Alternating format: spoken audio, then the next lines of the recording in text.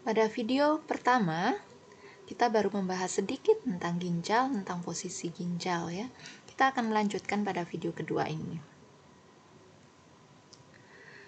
Ini adalah hilum renalis dan sinus renalis. Jadi kalau ini adalah ginjal yang berbentuk kacang buncis, di sini ada, kalau kita lihat secara vertikal, subvertikal seperti ini, maka akan ada cekungan seperti ini. Nah, cekungan tempat masuknya vena, arteri, pelvis renalis, pembuluh limfatik, nervus, ini namanya hilum ya, hilum renalis. Di sini daerah hilum renalis ini juga ada sinus renalis atau ruangan tempat masuknya berbagai struktur tadi, namanya sinus renalis ya. Jadi pada hilum renalis itu tadi ada arteri, tempat masuknya arteri, keluarnya vena, keluarnya pelvis renalis, keluarnya pembuluh limfatik, dan juga ada nervus. Kemudian pada sinus renalis atau ruangan tadi juga dipenuhi dengan jaringan-jaringan lemak atau corpus adiposum ya.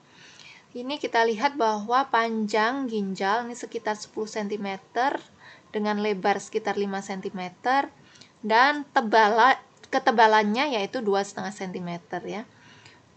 Jadi cukup besar, jadi 10 cm kali 5 cm kali 2,5 cm. Nah, ini kita lihat hubungannya dengan organ lain secara letaknya. Pada ginjal kanan ya, ini ada ginjal kanan, ini ginjal kanan. Nah, ginjal kanan pada bagian atas ini ada glandula suprarenalis. Makanya di sini ada area suprarenal gitu ya. Kemudian di sini ada duodenum ya, area duodenum nih. Kita lihat nih adalah organ duodenum. Jadi di sini ada area duodenum ya. Kemudian di daerah ini ada areanya hepar karena di atas ginjal kanan tadi ada hepar ya. Kemudian di sini adalah area kolon. Area kolon, kemudian paling ujung sedikit di sini adalah areanya yeyunum. Itu ginjal kanan. Sedangkan pada ginjal kiri ini ada suprarenal area sama dengan yang ginjal kanan, di polus superiornya ada glandula suprarenalis ya.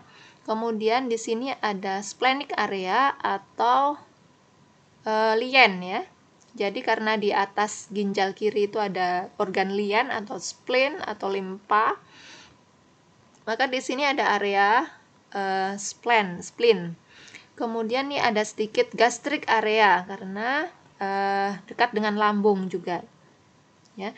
Jadi ini pada gambar ini lambungnya dipotong. Nah, ini sebenarnya yang di sini ini adalah lambung. Jadi ini esofagus, lambung, kemudian di sini ada duodenum ya. Ini lambungnya dipotong supaya bisa terlihat belakangnya. Nah, ada gastric area, kemudian ada pankreatik area. Ini kita lihat nih ada ekornya pankreas ya. Ini ada ekor pankreas, kemudian di bawahnya ada yeyunum, areanya yeyunum, daerah sini, kemudian daerah tepi lateralnya ada kolik area karena dekat dengan kolon ya. Nah, antara ginjal kanan dengan hepar ini dia dipisahkan oleh namanya recessus hepatorenalis ya, recessus hepatorenalis. Ini posterior relationsnya ya. Jadi ginjal di belakang ginjal ini kita lihat pada ginjal kiri ini ada costa 11, costa 11 dan costa 12. Sedangkan pada ginjal kanan ini hanya tertutup oleh costa 12 ya. Kemudian di belakang ginjal juga ada 3 nervus. Mulai dari atas nih kita lihat ada subcostal nerve atau nervus subcostal.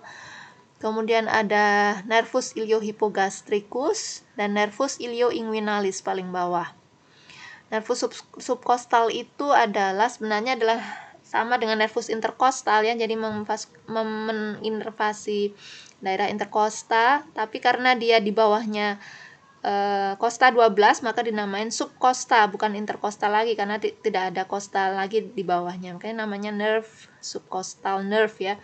Nah, di bawah nerve subkostal ini ada iliohypogastricus, di bawahnya lagi ada ilioinguinalis. Kemudian ada 3 otot ya di belakang, ada psoas major, ada quadratus lumborum. Ya. Jadi ini di sini ada otot quadratus lumborum, ada psoas major.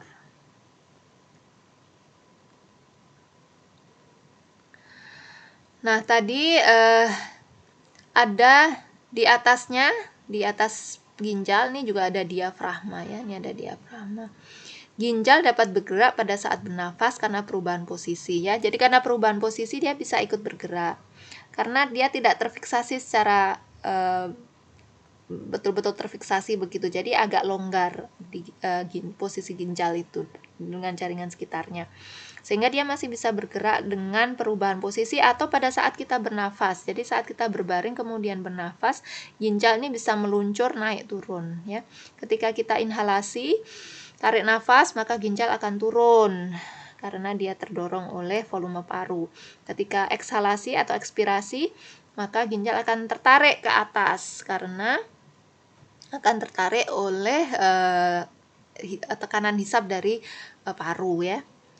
Jadi seperti itu. Jadi di sini tadi otot, kalau kita lihat di sini ada nih areanya muscle of transversus abdominis ya. Jadi musculus transversus abdominis, kemudian ini quadratus lumborum, dan ini ada psoas major. Jadi semakin ke medial, ini posteromedial, ini ada psoas major, semakin ke lateral ada quadratus lumborum, ke lateral lagi ada musculus transversus abdominis ya. Ya. Nah, kemudian ada istilah namanya angulus renalis atau sudut. Angulus itu adalah sudut, renalis karena dia dekat dengan ren ya, atau dekat dengan ginjal. Angulus renalis ini dikatakan sudut antara batas bawah kosta 12, ini kosta 12, dan batas lateral musculus erector spina ya. Ini musculus erector spinanya, jadi ini bagian lateral erector spina dengan kosta tepi bawah kosta 12. Nah, ini biasa dipakai atau digunakan untuk melakukan pemeriksaan nyeri ketok ginjal. Jadi caranya kepalkan tangan di daerah, taruh telapak tangan di daerah sini, yaitu daerah angulus renalis, kemudian kita ketok pakai tangan satunya ya, ketok. Nah, kalau dia sakit, maka berarti nyeri ketok ginjalnya positif, mungkin ada abses atau suatu kelainan di ginjal yang membuat ginjal di daerah tersebut mengalami nyeri. Nah, kemudian kita akan lanjut ke penutup ginjal. Penutup ginjal ini ada beberapa, yaitu ada kapsula fibrosa atau kapsula renalis ya. Ini adalah true capsule, yaitu kapsula yang langsung membungkus jaringan ginjal ya. Kemudian selanjutnya adalah perinephric fat atau corpus adiposum perirenalis. Kemudian ada renal fascia atau fascia gerota atau fascia renalis ini ya. Kemudian selanjutnya adalah paranephric fat atau corpus adiposum pararenalis. Oke, itu aja dulu. Nanti kita akan bahas lagi di video selanjutnya untuk fascia. Jadi di video ini kita tadi sudah mengikuti atau belajar tentang angulus renalis ya. Angulus renalis, kemudian tadi hilum renalis, sinus renalis, masih ingat ya. Kemudian sedikit tentang penutup ginjal. Kita akan lanjutkan di video ketiga tentang penutup ginjal itu sendiri dan makroskopis dari ginjal. Oke, selamat belajar.